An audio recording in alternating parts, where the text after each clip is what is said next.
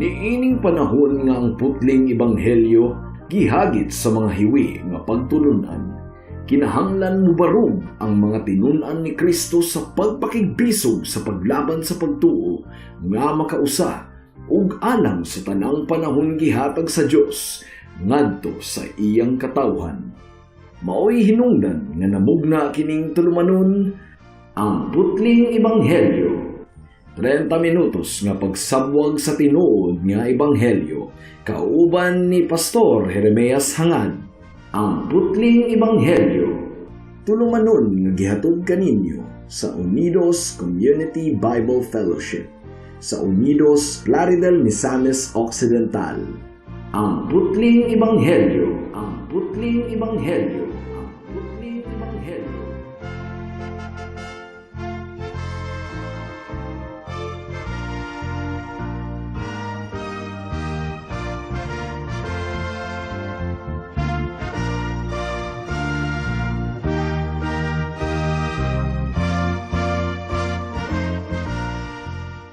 Alang sa pagpamalandong sa pulong sa Dios ning takna sa kahaponon, atong pag-aablihon ang atong Biblia sa Marcos kapitulo 7, bersikulo 24 hangtod sa 30. Apan sa dili pa akong gipaabot ang akong pagpanimbaya sa akong lolo nga si Isabelo Lauri Sr., 93 years old, nga naminaw karon og belated happy birthday sa akong igsuon nga si Dulce niadtong Mayo 5. Mark chapter 7 verse 24 to 30 ang giingon diri. Unya mibiya si Jesus ug miadto sa kayutaan duol sa siyudad sa Tiro. Mipuyo siya sa usa ka balay ug dili siya buot nga may mahibalo niini, apan wala gayod siya makatago. Dahil usa ka inahan nga may anak nga babayi nga giyawaan. Sa pagkabalita niya mahitungod kang Jesus, miadto dayon siya kaniya ug mihapa sa iyang tiilan. Ang maong babayi usa ka langyaw nga didto matawo sa Phoenicia. Sa Syria, gihangyo niya si Jesus sa paghingilin sa yawa gikan sa iyang anak. Apan si Jesus mitubag, kinahanglan nga unahon pagpakaon ang mga anak. Dili maayo nga kuhaon ang pagkaon sa mga anak ug ipakaon sa mga iro.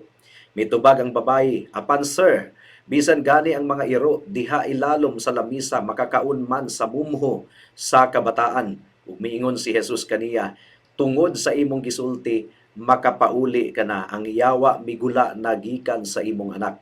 Busa mipauli ang babayi sa ila ug iyang nakita ang iyang anak nga naghigda, wala na diha kaniya ang yawa. May the Lord bless the reading and exhortation of His Word today. Sa atong pagsugod sa kapitulo 7, mga kaigsuunan, atong nasaksihan nga ang mga Pariseyo ug mga iskriba miduol kang Jesus ug naglaom nga matrap nila ang atong Ginoong Hesukristo ug madiscredit nila ang pagtulunan ni Jesus. Gumikan kay ilang nabantayan or namatikdan nga ang mga sulugoon or mga tinunan ni Jesus wala nagasunod sa tradisyon sa mga katigulangan mahitungod sa ceremonial cleansing. Adisir sila mikaon sa ilang mga pagkaon ug ila kadtong gipadako, ila kadtong gihimo nga isyu ug gigamit ni Jesus ang ilang pag-atake aron ikondenar ang ilang taphaw ug panggawas lamang nga relihiyon. Dili ang misulod sa atong lawas sama sa pagkaon ang makapahugaw sa tawo, kundili ang kahugaw sa iyang kasing-kasing. Ang migawas sa baba, gumikan kay ang migawas sa baba, gikan kana sa kasing-kasing nga mahugaw. Ang tinuod nga relasyon sa atong buhi nga Dios naga-demand og bag-ong kasing-kasing. Ang atong relasyon sa atong buhi nga Dios is a matter of the heart, mga kaigsunan. Dili kini matter of outward ceremonies and rituals. Now, human gitudlo ni Jesus kining mga butanga, girecord ni Marcos nga miadto si Jesus sa rehiyon sa Tiro, diin misulod siya sa usa ka balay for the purpose nga makapahulay or mag-inusara.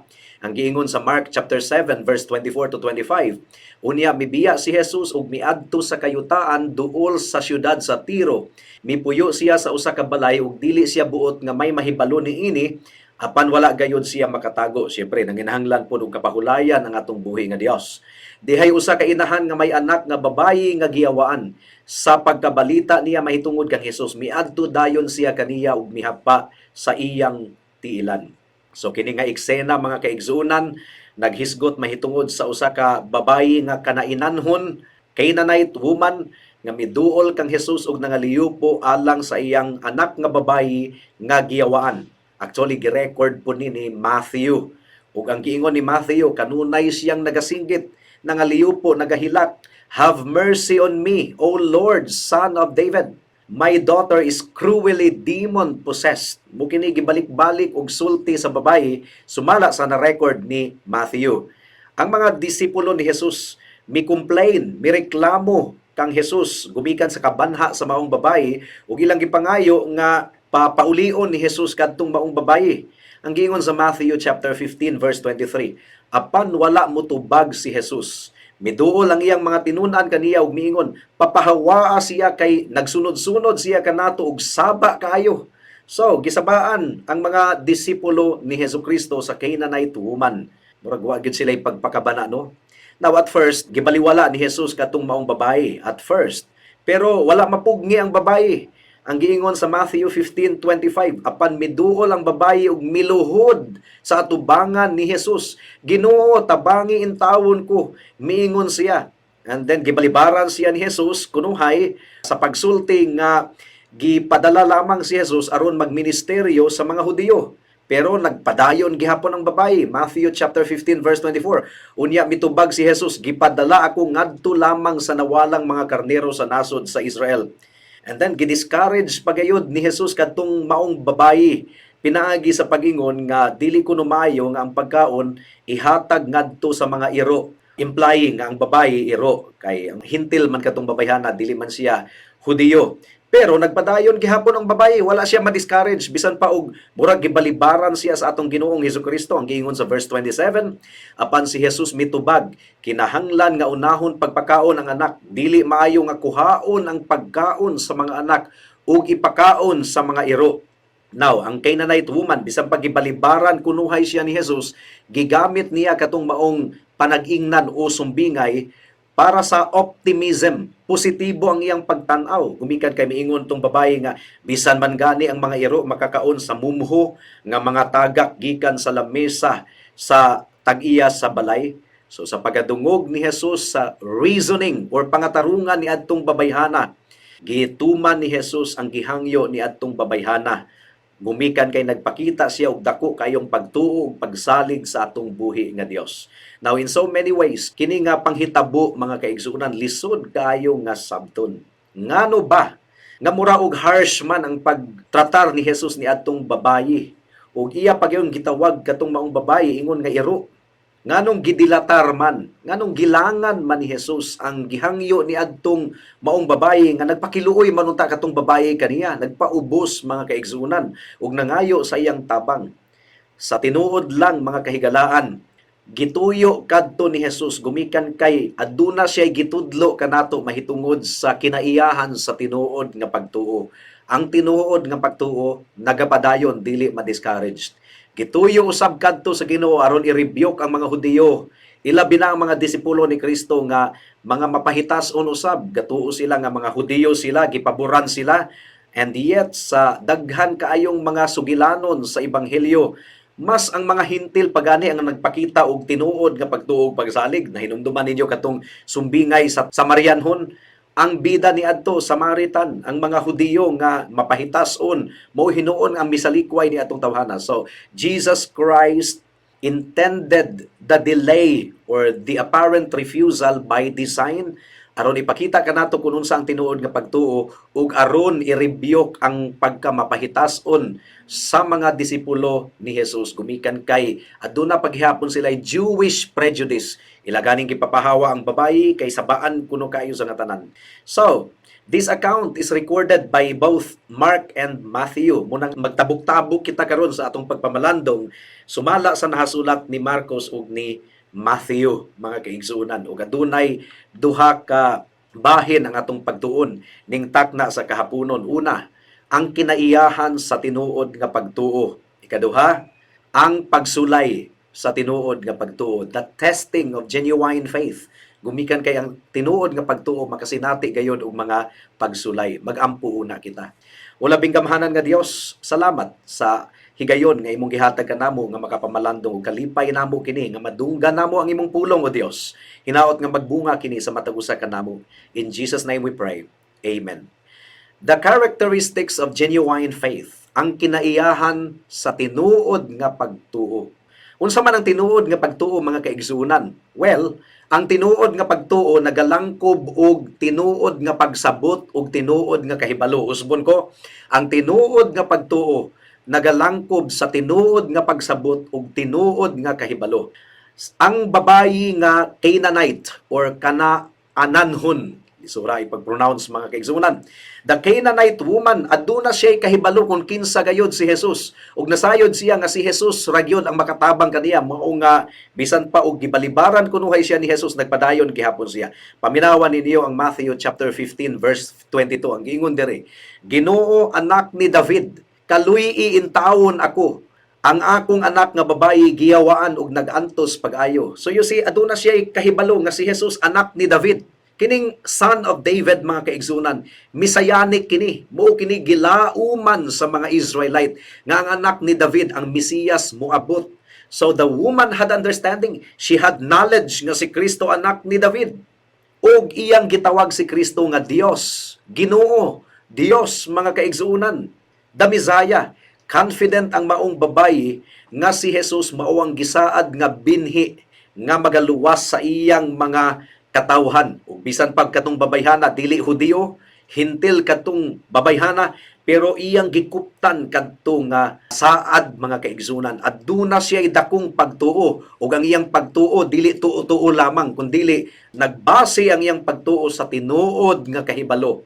Tinuod nga kahibalo sa Biblia. So bisan pa og hintil siya, duna siya kahibalo mahitungod sa pulong sa atong buhi nga Dios. Ang ikaduhang kinaiyahan sa tinuod nga pagtuo, kini mainiton. Genuine faith is a fervent faith. Dili bugnaw, kundi mainiton, hugot kaayong nagasalig. Ang giingon sa verse 25 sa Mark chapter 7 nga atong teksto, dihay usa ka inahan nga may anak nga babayi nga giyawaan. Sa pagkabalita niya mahitungod kang Hesus, miadto dayon siya kaniya og mihapa sa iyang tiilan. Og ang verse 26 nagsulti kanato, she kept asking him. Nagpadayon siya or kanunay siyang nangaliyupo. Wala siya tubagan ni Jesus, murag gibaliwala siya kunuhay, but she kept asking him, mga kaigsuunan. Sumala sa nahisulat ni Matthew, giingon didto, she cried out. Misinggit siya, nagpakiluoy. Verse 22, Matthew 15, usa ka babayi nga taga Kanaan nga nagpuyo niadtong dapita ang miduol kaniya ug nagpakiluoy. It literally means to scream. Kaning nagpakiluoy gayod. Ang tinuod nga pagtuo mga kaigsunan, dili gayod bugnaw nga pagtuo. Pamalandungi kini mga kahigalaan. Ang tinuod nga pagtuo dili bugnaw nga pagtuo. Ang tinuod nga pagtuo adunay kainit ug adunay kadasig sa atong Ginoong Hesukristo, sa iyang gingharian ug sa iyang mga katawhan. Makasinati kita og kabugnaw, sometimes gumikan kay si Satanas nagapanglihok aron pagtintal kanato, pero ang tinuod nga pagtuo mobarog gayod gikan sa pagkahagba mga kaigsuunan. Ikatulo nga kinaiyahan sa tinuod nga pagtuo. Ang tinuod nga pagtuo, confident, adunay pagsalig ug pagbarog sa saad sa atong buhi nga Dios. Ang saad mahitungod kang Kristo gihatag sa Dios ngadto sa mga Hudiyo una. Gitaniyag sa Dios ang Mesiya ngadto sa mga Hudiyo una, but then it was also offered to the Gentiles. Mugani nga miabot diri sa atong nasod sa Pilipinas. Ang giingon sa Matthew chapter 10 verse 5 to 7, ang giingon diri, gidala ni Jesus kining napulog duha ka apostoles uban niining mga pahimangno. Ayaw kamo pag-adto sa kayutaan sa mga dili Hudiyo ug sa bisan unsang lungsod sa Samaria. Adtua hinuon ninyo ang nangawala nga mga karniro sa nasod sa Israel. Lakaw kamo og isangyaw nga nagsugod na ang paghari sa Dios. So giuna ni Jesus ang mga katawhan sa Israel. At isir ang mga hintil, sama ka nato. John chapter 1 verse 11 to 13. Mianhi siya sa iyang kaugalingong katawhan apan wala sila mudawat kaniya. Subo kayo mga kaigsuunan. Apan ni kadtong midawat ug misalig kaniya gihatagan niya sa katungod nga mahimong mga anak sa Dios. Nahimo silang mga anak sa Dios dili sa tawhanong paagi o pagbuot. Ang Dios mismo mao ang naghimo kanilang iyang mga anak. Buhat Kapitulo 13, versikulo 46.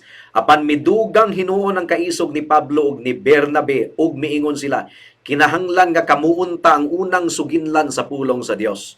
Apan kay gisalikway maninyo kini ug naghukom kamo sa inyong kaugalingon nga dili takos sa kinabuhing dayon, biyaan kamo namo ug mangadto kami sa mga dili Hudiyo. So you see, unang gitanyag ang ebanghelyo sa mga Hudiyo, apan sila mibalibad ug mao kadto hinungdan nganong gitanyag sa mga Gentiles. Pero kung atong basahon ang Old Testament, ang giingon sa Ginoo kang Abraham, through your seed the whole nations of the earth will be blessed. So worldwide na gyud ang scope sa ebanghelyo, gitagna na kini. Nahitabo lang gyud nga sa programa sa Dios una ang mga Hudiyo. So pagkahuman na observe ni Jesus ang dakong pagtuo sa Gentile centurion. Remember the Gentile centurion? Matthew chapter 8 verse 10 to 12. Gideklarar ni Jesus, natingala si Jesus sa iyang pagkabati niini ug miingon siya sa mga tawo nga mikuyog kaniya, sultihan ko kamo nga bisan dinhi sa Israel wala pa ako'y nakitang tawo nga adunay pagtuo nga sama kadako niini. Hinumdumi kini, daghan ang mga bot gikan sa sidlakan ug sa kasadpan ug makigsalo kang Abraham, kang Isaac ug kang Jacob didto sa gingharian sa langit. Apan sila nga maoy untay makaambit diha sa gingharian, itambog hinuon ngadto sa kangitngitan, diin maghilak sila ug magkagot ang ilang mga ngipon. Wala kini masabti sa mga nagpaminaw ni Jesus, giprophesy na ni Jesus nga moabot gayud ang takna nga ang mga Hudiyo ug Hintil magkahiusa sa usa ka lamesa kauban ni Abraham, Isaac and Jacob. Sumbingay kini mga kaigsunan. So the gospel will really be offered to the Gentiles eventually. And we do not know, in the case of the Canaanite woman nga nagpakiluoy kang Jesus sa atong sugilanon, sa atong teksto ning takna sa kahaponon, we do not know kung unsa kalapad o kadako ang iyang kahibalo mahitungod sa Mesayas, pero nangatarungan siya. Pasabot lang yun nga ang iyang kahibalo hugot gayud kaayo nga nagsalig nga si Kristo lamang ang makatabang kaniya. Mark chapter 7 verse 27, once again, kinahanglan nga unahon pagpakaon ang mga anak, dili maayo nga kuhaon ang pagkaon sa mga anak ug ipakaon sa mga iro. So even after the phase of being humbled, kay bugat ang pulong nga migawas sa baba sa atong Ginoong Hesukristo, mikupot gihapon katong maong babayhana sa saad sa Dios ug dili gayud siya magpabalibad, gumikan kay nagsalig siya kang Kristo. Mao nga nangatarungan siya sa verse 28, mitubag ang babayi, apan sir, bisan gani ang mga iro diha ilalom sa lamesa, makakaon man sa mumho sa kabataan. So bisan ang mga iro dili balibaran. Dili siya Hudiyo, katong maong babayhana, Hintil siya. Pero nasayod siya nga aduna gihapoy grasya alang kaniya, bisan pa og mumho nga grasya. Ang tinuod nga pagtuo sa kapagtuo nga mapainobsanon mga kaigsunan. Mapainobsanon. Wala na insulto katong maong babayi nga gitawag siya og iro sa atong Ginoong Hesukristo. Ang iyang tubag, yes Lord, pero bisan pa ang mga iro makakaon gihapon sa mumho nga matagak gikan sa lamesa. So satisfied ang maong babayi nga mukaon sa mumho as long as ang mumho gikan mismo sa atong Ginoong Hesukristo. Kontento siya nga anaa sa tiilan sa ubang mga katawhan under that table. Ang tinuod nga pagtuo dili garbuso. Mao kini ang usak sa dako kayong problema sa mga makasasalang katawhan, mga garbuso. Mainsulto kung i-question ang ilang pagtuo. Now, ang tinuod usab nga pagtuo bisan pa sa mga discouragements nagapadayon gayud. Persistent faith. Kung atong itandi ang pagsugilo ni Matthew ug ni Marcos, atong mahibaw-an nga 3 times gibalibaran kadtong maong babayhana. Pero nagpadayon gihapon siya. Dili gayon siya magpabalibad tungod kay nasayod siya nga wa nay laing Mesiyas, wala nay laing makatabang kaniya. Ang tinuod nga pagtuo, dili gayud mahiluna hangtod nga iyang maangkon ang grasya gikan sa atong buhi nga Dios nga si Hesukristo. Mao nga iya gayud nga gikuptan ang atong buhi nga Dios with all her energy. Mao kadto ang unang punto mga kahigalaan. Ikaduhang punto, ang tinuod nga pagtuo makasinati og mga pagsulay, the testing of genuine faith. Ang tinuod nga pagtuo nagapadayon ug bisan pa sa tiliwala sa mga discouragement ug pagsulay, magpadayon ra gayud gihapon. Ang mini nga pagtuo dili na kalahutay mga kaigsuonan. Ma-discourage dayon na, mutalikod dayon na kung makasinati og mga difficulties, mga kalisod. Matthew chapter 13 verse 20 to 21 ang giingon dire. Ang binhi nga nahulog sa yutang batuon sama sa mga tawo nga malipayong midawat sa mensahe sa pagkadungog nila niini. Apan wala kini makagamot diha kanila busa dili sila mulahutay. Sa pag-abot sa mga kalisdanan ug mga paglutos tungod sa mensahe, mubiya dayon sila. Ako na hinumduman tong babae nga miingon, Pastor, kung doon nagyo ko'y cancer, dili nagyo ko musimba. Oh, as if ang mga dili magtotoo, dili magka-cancer. Oh, so murag iyang gibaharan ang atong buhi nga Dios. Dili ingon ana ang tinuod nga pagtuo. Ang tinuod nga pagtuo bisan pag dunay cancer, bisan pag dunay kidney failure, magpadayon gihapon sa pagsalig sa atong buhi nga Dios, gumikat kay mawala man ang atong kinabuhi niining kalibutan na pagkahuman sa atong kinabuhi kung anaa kita kang Kristo at duna kitay kinabuhing walay katapusan. Ang tinuod nga pagtuo mosamot hinuon og kalig-on taliwala sa mga kalisod ug pagsulay sa kinabuhi. Unang Pedro kapitulo 1 bersikulo 6 hangtod sa 7. Ang giingon dire, busa angay ninyo kining ikalipay bisan tuod ug sa pagkakaron kinahanglan tingali nga magantos kamo sa mubong panahon tungod sa daghang mga pagsulay kaninyo. Ang tuyo niini mao ang pagsulay kung tinuod bagayod ang inyong pagtuo kay bisan gani ang bulawan nga lumalabay lamang sulayan man pinaagi sa kalayo. Ang inyong pagtuo nga bililhon pa kay sa bulawan sulayan gayod usab. Nabati ninyo kini mga kahigalaan. Tungod niini madawat ninyo ang mga pagdayig himaya og dungog sa adlaw nga ipadayag na si Hesukristo. So ang tinuod nga pagtuo makasinati gayod og mga pagsulay. Ang mga pagdilatar sa tubag sa atong mga pag-ampo, gidelay sa Ginoo, gituyo kana sa Ginoo aron malig-on ang atong pagtuo. Tungod kay dili ta niya spoiled ang mga anak magani kung mga ayo dili man ta mohatag dayon kay basin og mas spoiled sila. So, ingon usab niini sa atong buhi nga Dios, ang pagdelay sa katubagan sa atong pag-ampo, gituyo kana sa Ginoo aron kita mo duol kaniya nga hugot pagayod kaayo. Muyango-ngo kaniya mga kaigsuonan. That is the word that I was looking for in my mind. Matthew chapter 15 verse 22 to 23. Ginoo, anak ni David kaluhiin taon ako, ang akong anak nga babayi giyawaan og nagantos pag-ayo. Apan wala motubag si Jesus. Sumurag gilangan ni Jesus ang katubagan, pero nagpadayon gihapon kadtong maong babayhana. Si Abraham manggani og si Sarah, pila ka tuig ang ilang pagpaabot, adisir gihatagan sila og anak. Pero adunay saad ang Ginoo kang Abraham ug kang Sarah, adunay saad, pero murag nalangan ang katumanan. Pero perfect timing kadto sa Ginoo. Ang giingon sa Roma 4:11, kay gituli siya human, siya mutuo sa Dios. Ug ang iyang pagkatinuli maoy timaan nga tungod sa iyang pagtuo, ang Dios miisip kaniya nga matarong bisag wala pa niya tulia. Busa si Abraham mao ang espirituhanong amahan sa tanang mutuo sa Dios, ug gihimo silang matarong sa Dios bisan dili sila tinuli. So bisan pag uncircumcised pa si Abraham, but he believed in the promise, and that was why he was justified in the sight of God. Ug nagpaabot si Abraham og dugay adisir gihatag sa Ginoo si Isaac kanila. Hebrews chapter 11 verses 17 to 18. Tungod sa pagtuo nakahimo si Abraham sa paghalad sa iyang anak nga si Isaac sa dihang gisulayan siya sa Dios. Aduna gayoy pagsulay ang tinuod nga pagtuo, mga kahigalaan. Si Abraham mao ang gisaaran sa Dios apan andam siya paghalad sa iyang bugtong anak. Ingon nga halad sinunog. Giingnan siya sa Dios, pinaagi kang Isaac makabaton kag mga kaliwat. So bisan pa og gisulayan ang iyang pagtuo, gumikan kay adunay saad ang Dios nga gibarugan ni Abraham. Nagpadayon gihapon siya sa pagsalig sa Dios. Og di ba mura og nalangan man ang pag-abot ni Jesus sa panimalay ni Jairus. Sumala sa atong gipamalandungan niadtong miaging mga bulan.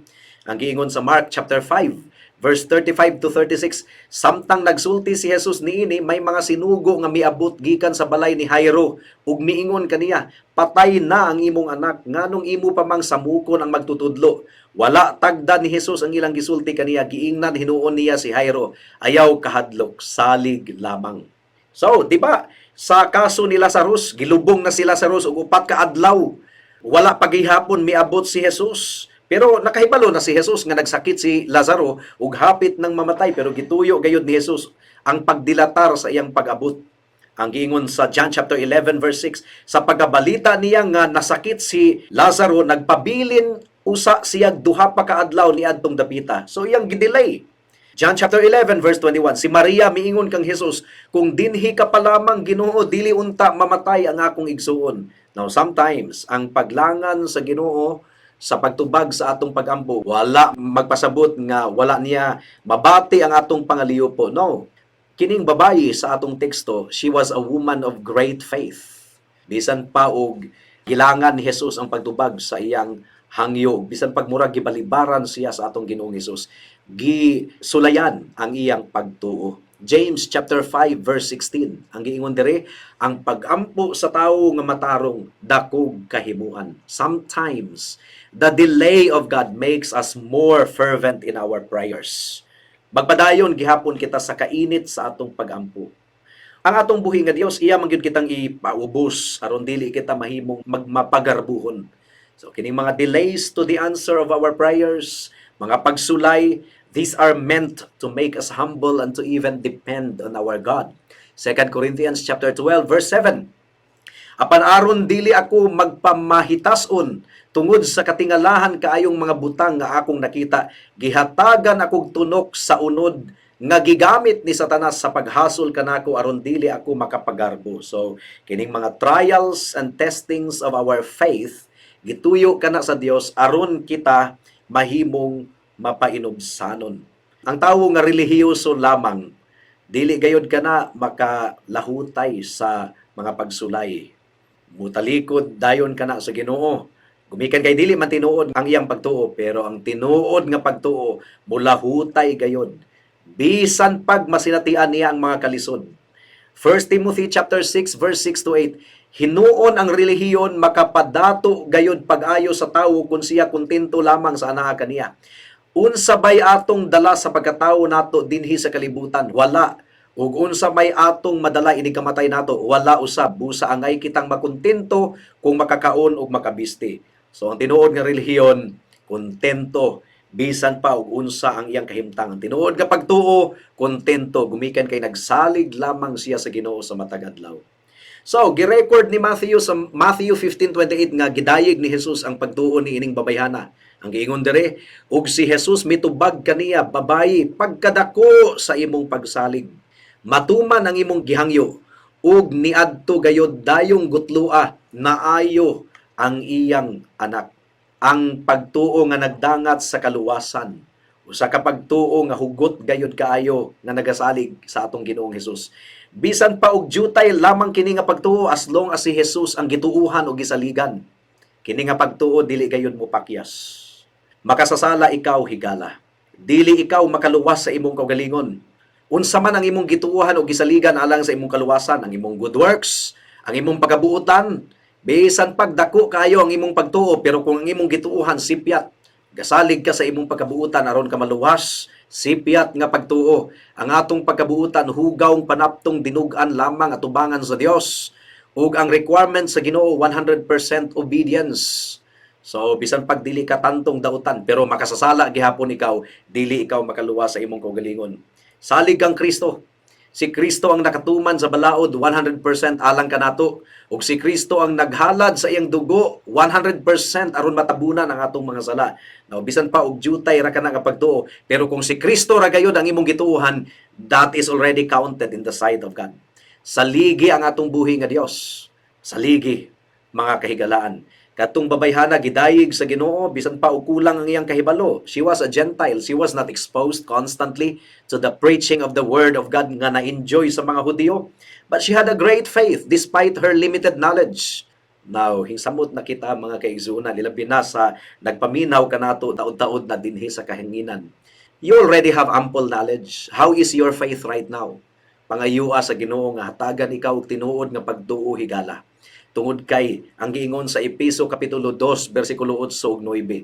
Kay tungod sa grasya pinaagi sa pagtuo naluwas kamo.